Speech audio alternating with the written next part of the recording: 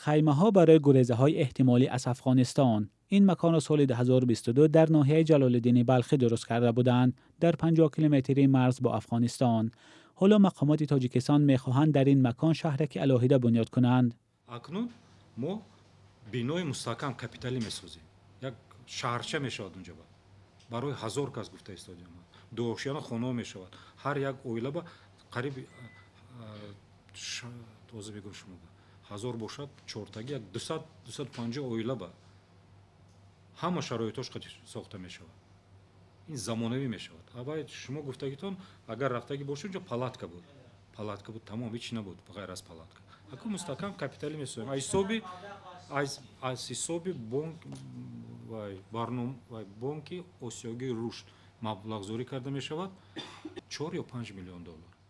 نظرزاده گفت بناهای نو با 3 هدف ساخته می‌شوند. برای شخصانی که در نتیجه آفت‌های طبیعی موقتاً به خانه میمونند شهروندان جمهوری تاجیکستان برای گریزهای احتمالی یک اگر گریزه شود و جمهوری تاجیکستان قبول کنند همونجا جاگیر میکنیم و سوم این برای گذراندن مشق‌های سیمولیاسیونی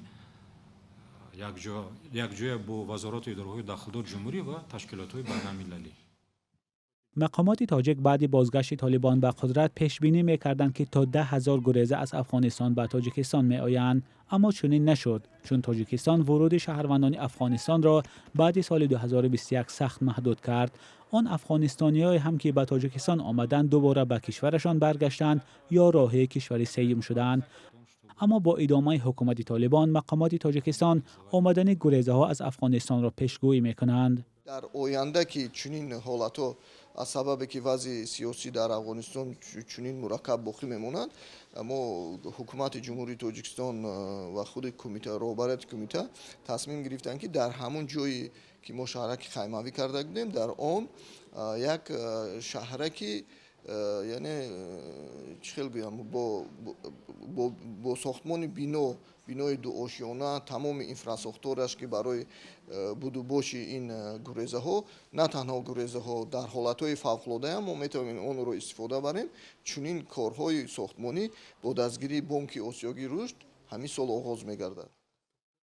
قریب 3 سال است که در آن سوی مرز طالبان حکومت می‌کنند. حکومت تاجیکستان از یک سو برای گریزه‌های احتمالی پناهگاه می‌سازد، ولی از سوی دیگر ورود افغانستانی‌ها را مشکل کرده است. در هر صورت مقامات تاجیکستان نگران وضع از افغانستان و از جمله ورود گریزه‌ها هستند. پناهجویان افغانستانی که سالها پیش به تاجیکستان آمده بودند، اساساً در اطراف شهر دوشنبه زندگی می‌کنند. مقدار آنها کمتر از 10,000 گفته می‌شود. مولا رجب یوسفی، شهلای عبدالله، آزادی دوشنبه.